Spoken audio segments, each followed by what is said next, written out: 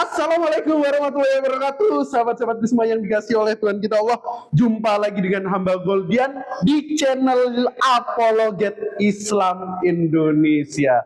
Kali ini host yang paling kece di APII akan nge-interview seorang mu'alaf dengan santai dan sambil pijat-pijat maknyus. Siapa lagi kalau bukan Bang Glenn Daniel Purba, seorang mantan kafir yang kemudian nggak tahu entah dari mana tiba-tiba memilih Islam yang tatanan dan syariatnya jelas. Assalamualaikum warahmatullahi wabarakatuh, Bang Glenn. Waalaikumsalam warahmatullahi wabarakatuh. Gimana kabarnya, Bang Glenn? Alhamdulillah baik. Alhamdulillah. Kita sambil nyantai menikmati pijatan yang enak di studio podcast API ya, teman-teman ya. Bang Glenn, ngomong-ngomong nih langsung saja. Dulu sebelum Islam, pas jadi kafir agamanya apa, Bang Glenn? Kafir. Agamanya kafir. Oh, Kristen. Oh, Kristen. Nah, Oh iya. tahun berapa berarti lu mualaf? 2021. 2021. Ngapain lu mualaf? Nggak enak lu. Ngapain gua di Kristen? Ngapain lu ada di Kristen? Lah ngapain lu mualaf? Lu pas di Kristen kan, maaf ya, karena rata-rata orang Kristen makan babi bisa. Yang katanya dagingnya enak. Ngapain lu di Islam? Enak dagingnya? Enak, lebih enak dari ini, benar. Gak bohong, gua enak. Di Islam lu dilarang lu makan babi. Mau? Karena ada sapi. Di Islam sholat harus 5 waktu tiap hari. Iya. Terus? Mau lu? Masalahnya di mana? Lalu pas jadi Kristen ibadah berapa hari sekali dulu? Nah, seminggu sekali lah. Seminggu sekali? Iya. Perubahan itu emang nggak berat? Enggak. Oh enggak. Ya teman-teman, Bang Glenn ini mualaf 2021 ternyata ya. Lumayan baru, masih 4 tahun. Iya. Nah coba jelasin Bang Glenn, sambil nikmatin pijatan yang maknyus ini, kronologi lu mualaf gimana tuh? Ini kok mati sih pijatan gua?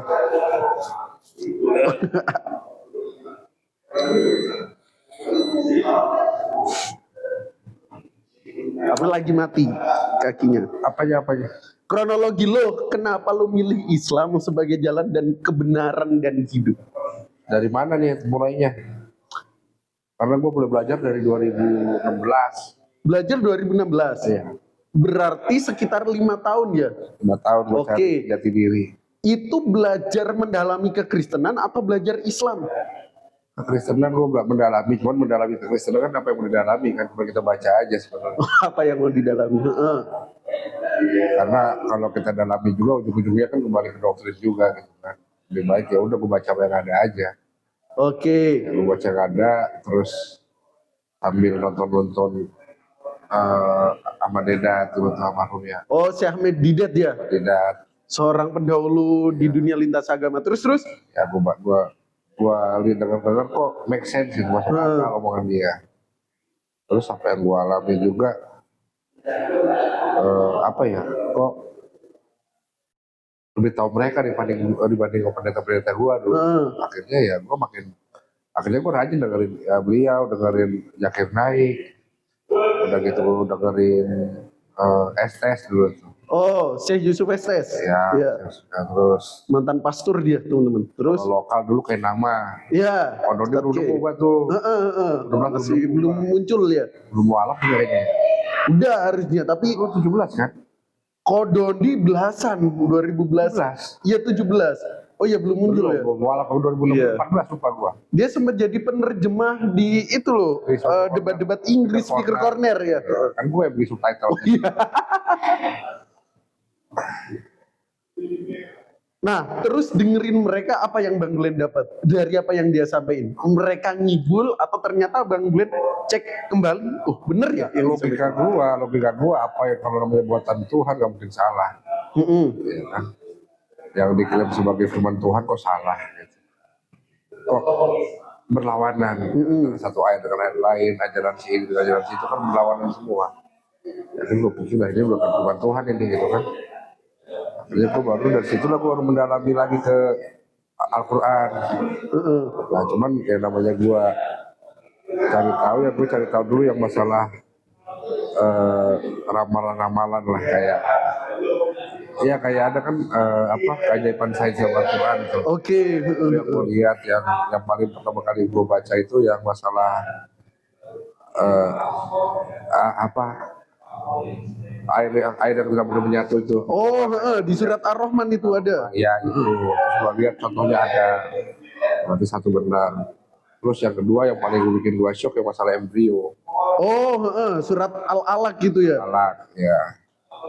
Embrio yang ditutupi oleh dia bilang kan di kolase embrio itu dikelilingi oleh 3 lapis kegelapan. Ya kan?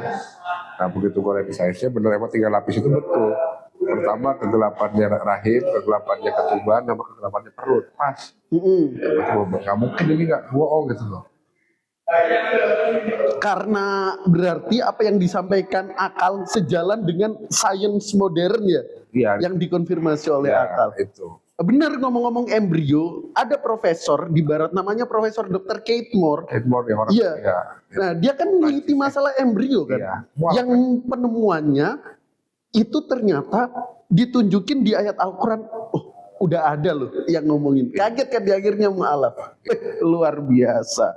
Oh, bukan karena doktrin dalam agama Islam begini-begini, tapi karena ada banyak firman Allah yang ternyata selaras dan gak sama sekali bertentangan dengan sains. Iya, bagaimana gue bisa mendalami firman dulu kalau gue belum masuk kan itu. Jadi gue lihat luarnya dulu aja. Gue nggak mungkin tahu soal akidah-akidah fikih seperti apa. Gue belum pernah jalani, belum pernah nanya ya. Gue pelajari apa yang ada kebuka dulu. Yang gampang kita buktikan kan, ya itu salah satunya sains sudah banyak. Udah gitu masalah tadi embrio, masalah laut yang tidak bersatu, masalah besi yang bukan berasal dari dunia, dan gitu-gitulah. Itu semua terbukti akhirnya, gitu loh. Jadi memang dibuktikan oleh ilmuwan dan ilmuwan itu bukan ilmuwan Islam. Jadi kan istilahnya tidak ada tidak ada kepentingan dalam menyampaikan hal itu. Benar-benar. Kata Kristen ini kan gitu. Kayak Kate Moore itu dia mencapai kebenaran kan dia nggak punya kepentingan. Iya. Jadi kan murni saintis kan. Ya gitu. Itu.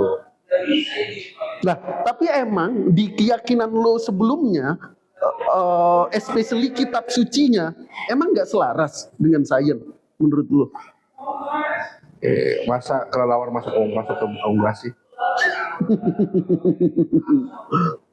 Oke. Emang kelelawar bertelur? Itu aja udah salah. Kita nggak usah jauh-jauh ngomong ke yang lama yang dari kejadian aja udah banyak mistiknya kok.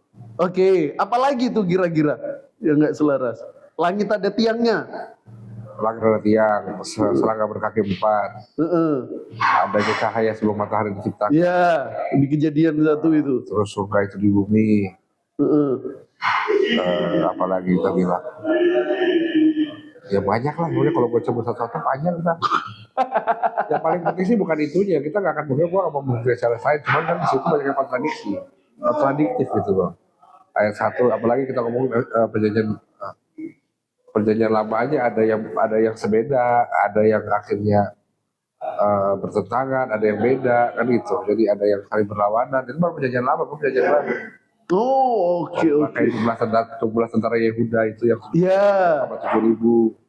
Terus yang masalah tentara Salomo juga. Yang dibunuh Daud itu sebenarnya. Iya, yang dibunuh Daud. Kan beda. Hakim dengan apa lagi? Tawarik. Iya, Tawarik dengan hakim. Oh, oke. Berarti karena ada inkonsistensi dalam Bible, terutama ayat 1 sama ayat lain bertentangan, terus tidak saintis sama sekali, itu yang membuat lo menghidupkan akal dan nyerah dengan doktrin imani saja.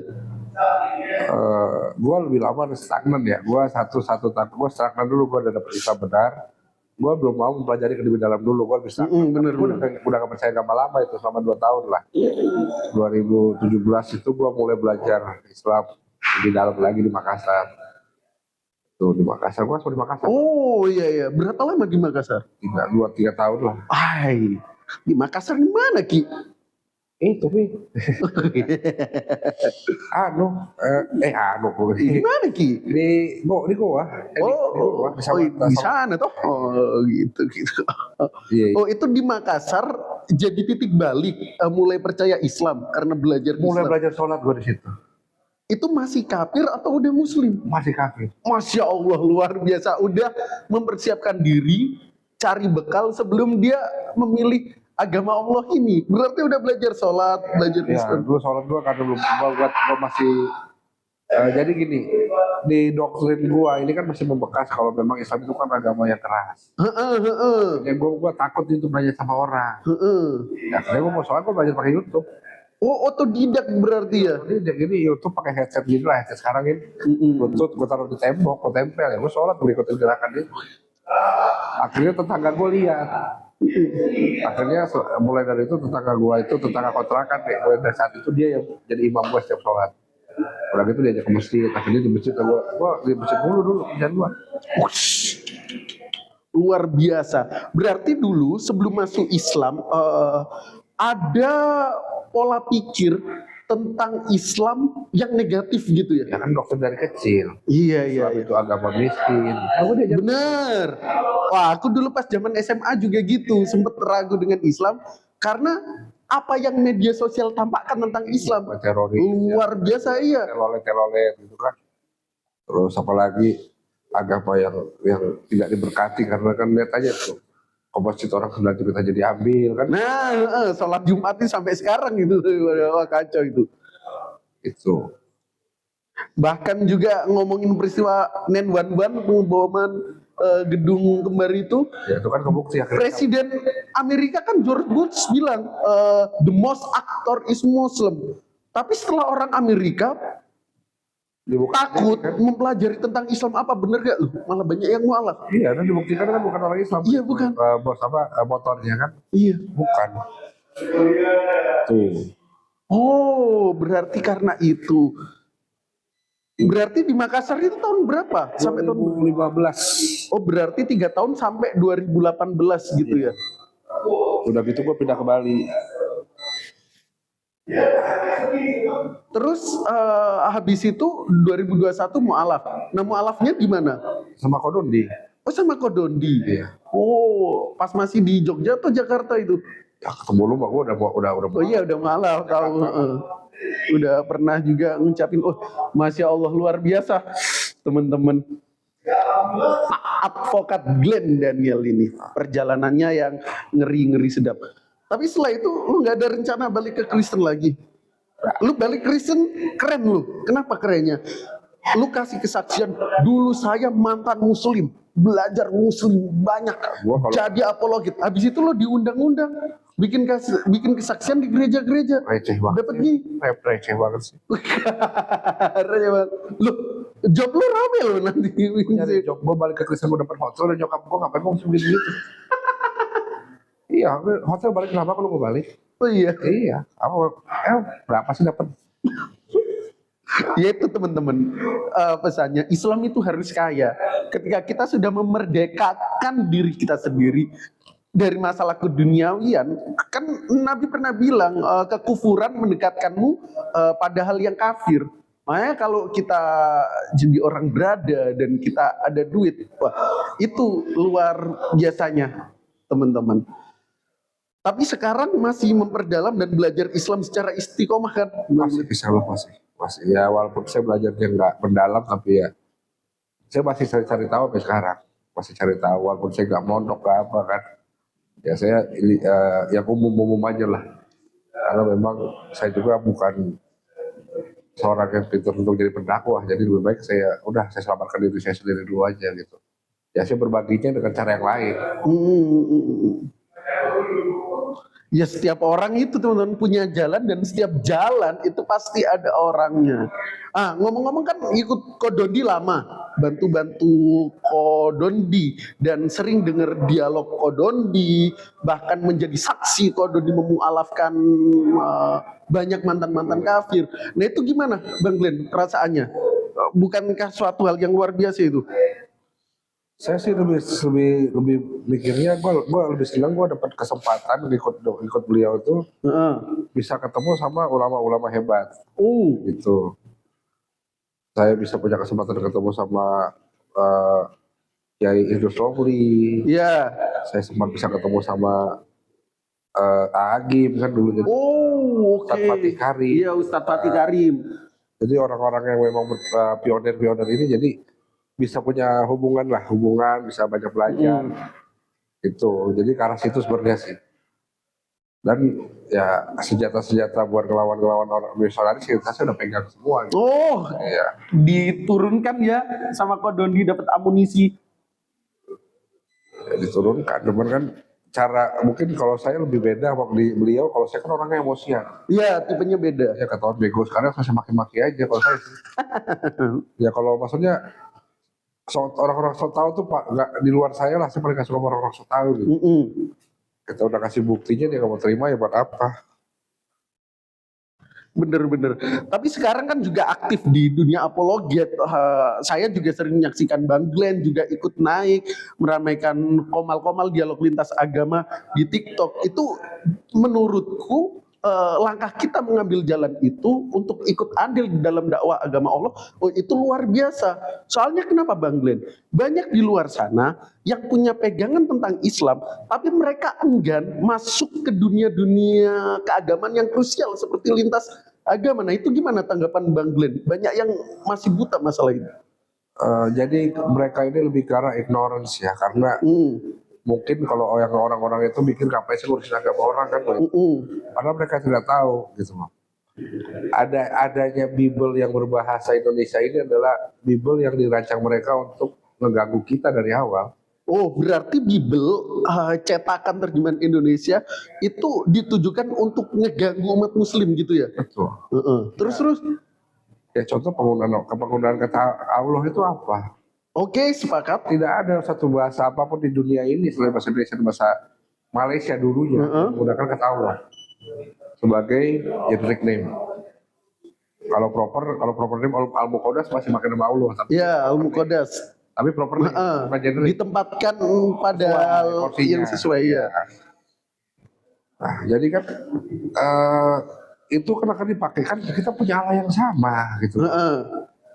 Lagi kalau kita punya Allah yang sama, mendingan ikut gua dong, lebih enak gitu. Dan di satu sisi kita kalahnya di finansial, di satu sisi itu. Yang kedua, untuk menyatukan umat Islam ini, untuk melawan itu susah. Sampai sekarang itu kita masih banyak ditentang sama banyak lah orang Muslim tentang pergerakan ini. Kira-kira apa alasannya? Kok malah mereka menentang kita yang jelas-jelas mereka mulai terlebih dahulu untuk mengganggu kita? Mereka yang nggak tahu. Iya, karena ketidaktahuan ya, karena ignorannya mereka gitu.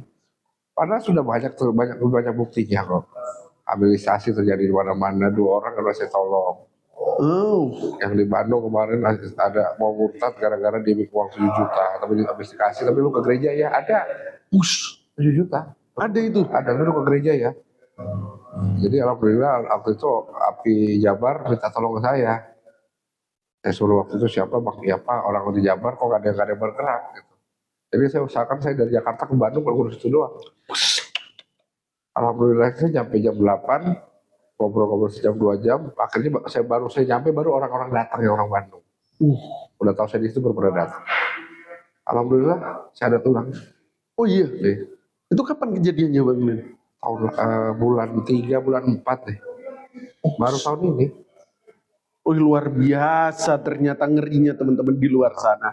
Berarti kira-kira tugas kita apa supaya mereka umat Islam khususnya di luar sana yang tidak tahu akan fenomena ini menjadi melek dan ikut andil membantu perjuangan kita seenggaknya dengan apa yang dia miliki, dengan bidang yang dia kuasai. Kira-kira nomor 1 yang paling penting itu gimana cara kita mempersiapkan calon-calon dai-dai muda ini mempelajari kristologi.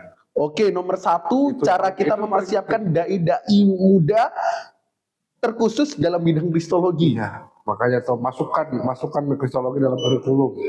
Oke, di pondok-pondok harus mulai ada. Lebih mungkin kita ke arah sarjana agama deh. Jangan kalau ke pondok mungkin mereka belum siap. Oke. Salah kaprah apa segala macam gitu kan. Berarti di bidang kesarjanaan yang program studinya keagamaan Islam gitu ya? Iya. Itu nanti kita ada masukkan 1 kurikulum ya, masukin aja 2 SKS lah. 1 semester cukup. Nggak banyak-banyak pelajaran. Yang intinya kita silabus sudah ada. Oke, iya. Selama sudah ada, kita juga udah jalan di satu perguruan agama di daerah Cakung udah ada, kita masuk mata kuliahnya. Jadi itu yang kita sebarin memang supaya dai-dai ini punya bekal membekali nanti warga-warga jemaah-jemaah di daerah itu. Setidaknya bapak-bapak rumah tangga ini menjadi imam rumah ini bisa membentengi keluarganya dulu. Oke. Jadi nggak usah dia nyebar kemana-mana, yang penting seorang bapak datang sholat Jumat dapat kita ceramah dari khotib kan, ya punya bekal. Ini pertanyaanku, kenapa mereka harus dibentengi? Emang kristenisasi sampai ke rumah-rumah? Ya kan masa perlu bicara di mari sih. Mau lihat ada pamfletnya ke bawah lagi gua. Tapi itu benar, kami bisa buktiin. Kita dalilin nggak asal-asal, tapi kita bisa buktiin. Buktinya ada. Terus apa lagi kira-kira Bang Glenn? Yang paling penting sih itu, yang kalau yang lain sih lebih ke arah kesadaran umat sih. Harus digalakan ini dakwah-dakwah kristologi ini di semua tempat. Jadi kita harus gimana caranya 90% atau 80% umat Islam Indonesia tahu tentang kristologi. Itu yang paling penting. Oke. Supaya apa teman-teman, dia tadi yang dibilang Bang Glenn, benteng akidah di dalam diri kita itu sudah terjaga. Jadi ketika ada ajaran-ajaran yang nuansanya pagan, terus tiba-tiba dalam ajarannya Tuhan mengasihani kita, langsung turun sendiri loh Bang Glenn ke bumi. Apa nggak dramatis itu? Untuk menyelamatkan hambanya sendiri, menyelamatkan manusia. Nggak sampai teracuni gitu ya, terkontaminasi ya dengan ajaran-ajaran. Dilarang membunuh, tapi pembunuhan dijadikan dasar untuk penyelamatan, kan lucu. Ada anomali dia di ajaran tertentu, dilarang membunuh, tapi iya benar juga ya, pembunuhan dia jadikan dasar dan nanti konsep keselamatan itu terjadi. Iya. Nanti kan kalau ditanya lagi dasarnya dari mana, kita bahas sejarah, nanti ya mereka juga nggak ngerti juga, capek juga. Ya dong. Aduh, itu lah. Terus Bang Glenn, kira-kira untuk dai-dai muda, kan banyak juga kalau kita lihat penonton-penonton kita yang muda-muda, sorry teman-teman, yang lagi kuliah, yang masih SMA, mulai tertarik di dunia lintas agama. Kira-kira apa yang harus mereka siapkan? Dan kapan kiranya mereka bisa langsung terjun ikut andil dalam benteng apologet Islam Indonesia? Sebenarnya kalau soal kapan, nggak ada yang tahu kapan. Tapi setidaknya dengan yang sering mendengar apa yang dibagi di TikTok, di medsos ini, bagaimana cara kita menangkal syubhat-syubhat itu. Adalah kan kita juga ada keluarin buku juga kan, syubhat, menjawab syubhat kafir. Ada. Bukunya Kodondi juga udah ada. Iya. Itu 2 buku dipegang juga udah cukup kok sebenarnya. Bukunya Ustaz Wafi kemarin kan? Iya. Bukunya Kodondi yang apa? Bible Expose. Iya, Bible Expose yang ngejelasin perbedaan perjanjian baru kan? Bukan, dia membahas semua kontradik ayat-ayat. Iya, ada juga kan di Matius nyeritain ini, tapi di Markus nyeritain ini. Ya, ada saya itu. kontradiksi kan? Ya. Iya, kontradiksi. Nah itu juga, itu aja gue udah cukup. Itu teman-teman, kalian perlu bekal, apalagi yang muda-muda, yang seusia saya. Bekal itu nggak mudah kalian pelajari. Contoh di API ada ngejual buku menjawab syubhat kafir, masalah ketuhanan lengkap. Kododi pun punya buku Bible Expose. Itu kalian jadikan pegangan, apapun yang ditanyakan seputar ketuhanan, terus ayat-ayat yang kontradiksi di dalam kitab teman-teman sebelah ada. Dan luar biasa itu ya Bang Glenn ya, jadi bekal kita. Tapi enak mana? Sekarang di Islam atau dulu pas jadi Kristen? Enak apa aja nih? Enak apanya ya? Menurut Bang Glenn enak apanya? Iya, maksudnya lu harus bahas konteksnya apa, perikopnya apa nih? Oke, harus very good. Enak dalam nuansa kehidupan deh. Karena kalau Islam kan tapi Islam diatur-atur Bang Glenn. Kan lu ngomong nuansa kehidupan. Kalau nuansa kehidupan berarti kan hablum minanas. Iya. Ya lebih enak Islam. Lebih enak. Tapi kan di sana ada kasihilah musuhmu, berdoalah demi yang menganiaya kamu. Itu juga hubungan baik dengan manusia bukan? Kalau kasihlah, berarti kalau kita pakailah sistem itu, kasihlah musuhmu. Kenapa ada sistem peradilan di Indonesia ini? Iya juga ya. Iya lah. Bukankah mereka bilang jikalau pipi kananmu ditampar berilah pipi kiri? Ya jadi kalau gua lagi dibegal nih, kasir motornya kasih bini gua juga gitu. Logika lah. Kalau dalam Islam jelas jagalah harta bendamu. Iya benar, jagalah harta benda. Kalau kita menjaga harta benda terus kita itu kan masuk jihad juga. Dan ajaran keadilannya nyata ya di surat Al-Hajj juga pun perangilah ketika kamu diperangi. Betul. Kan jelas itu. Nah kalau dalam mereka kan tidak sedetail itu. Tapi kan dibebaskan Bang Glenn, dosa sudah ditebus. Apa nggak enak kita hidup? Ya udah hidup, tinggal hidup. Oke, gitu. kalau dosa ditebus. Sekarang kalau dosa ditebus, ngapain di Katolik ada bilik pengampunan dosa? nah itu juga. Logikanya masuk nggak?